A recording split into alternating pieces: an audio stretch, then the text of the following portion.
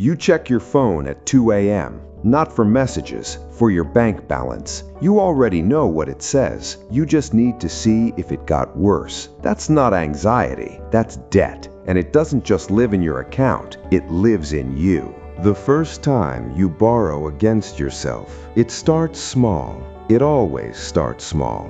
$1,000. Maybe it was a car repair. Maybe it was a birthday you couldn't afford to miss. Maybe it was just Tuesday and you were short and the credit card was right there. You tell yourself it's nothing. You tell yourself you'll pay it back by next month. And here's what nobody says about that moment. It's not the money that changes.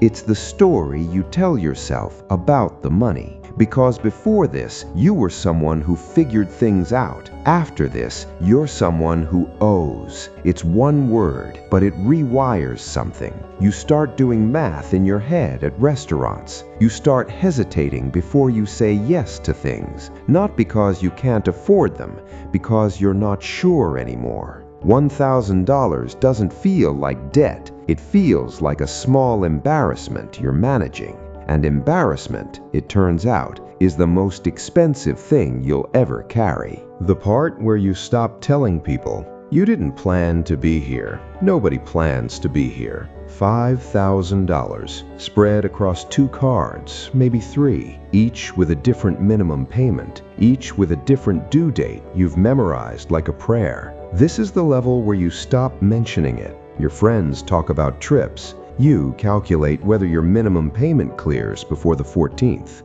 You say, I'm just not feeling travel right now. You're not lying. You're just translating. And something quiet starts happening to your identity. You used to think of yourself as someone who had options. Now you think of yourself as someone who has obligations. Options feel like freedom. Obligations feel like a room getting smaller. You're still functional. You still show up. You still smile at the right moments. But there's a low hum now, underneath everything. A frequency only you can hear. $5,000 doesn't break you. It just starts editing you. What part of you went quiet first? You probably already know. The weight that follows you into sleep. $15,000 is the number where it becomes physical. You feel it in your shoulders. You feel it on Sunday nights. You feel it when your phone rings and it's a number you don't recognize. You let it go to voicemail. You always let it go to voicemail now. At this level, debt stops being a problem you have. It becomes a thing you are managing. And managing something means it never leaves the room. It sits in the corner of every conversation, every decision, every moment where you almost felt okay. You start making deals with yourself. If I just don't spend anything this month, if I just pick up 1 extra shift, if I just get through this quarter, the deals never quite close. But making them feels like control, and you need to feel like something is in your control. Here's the thing nobody tells you about $15,000. It's not the number that's the problem. It's that you've now had the debt long enough to stop being surprised by it. You've normalized it. And normalizing something you hate is one of the quietest forms of giving up. You're not giving up, but part of you has stopped fighting the way you used to. You can feel the difference. When it starts costing you relationships, there's a dinner. Somewhere around this number, there's always a dinner. Someone suggests a place. Nice place, not outrageous, just nice, and you feel it. That cold flash behind your sternum. You do the math in 0.3 seconds. You say yes anyway. You sit there, laughing, ordering the second cheapest thing on the menu, and you feel like a fraud. Not because you can't have dinner, because you're pretending you're someone you're currently not.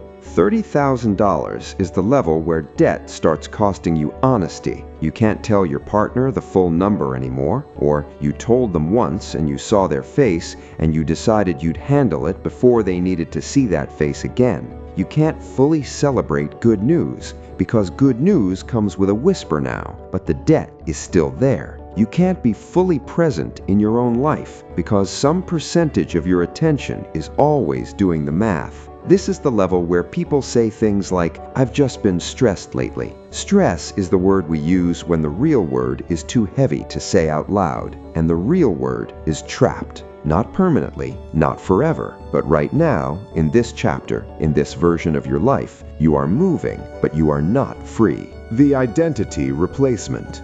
$50,000 is a different kind of number. This isn't the credit card you forgot to pay down. This is the student loan that was supposed to be an investment, the business that didn't work, the medical bill that came from nowhere, the slow accumulation of years of almost making it. At this level, the debt is older than some of your friendships. And when something is older than your friendships, it starts to feel like personality. You stop saying, I have debt. You start saying, I'm just bad with money. You start believing it. That's the real damage. Not the interest rate, not the collection calls, not even the sleepless nights. It's that you've taken an external financial condition and made it a character flaw. You are not bad with money. You are a person inside a system that is very good at making you believe that its failures are your failures. But you don't believe that yet.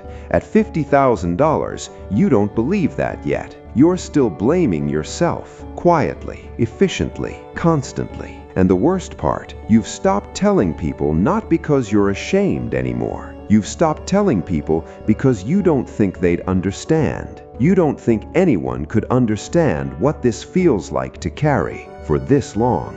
That isolation is not a side effect of debt. That isolation is the debt. The functional numbness. Something shifts around here. You stop panicking, not because things got better, because you got used to the panic. Your nervous system ran the emergency signal for so long that it stopped registering as an emergency. This is what people mean when they say they're coping. They mean they've learned to metabolize dread. At $75,000, you are probably the most functional you've ever been on the outside. Good at your job, reliable, present in conversations, the person people call when they need something handled. And inside, there is a stillness that isn't peace. It's the stillness of someone who has accepted that this is just what life feels like now. You've stopped looking at the total number. You just pay what you can, when you can, and you try not to think about how long this goes. But sometimes, late on a Wednesday, for no reason, the number surfaces,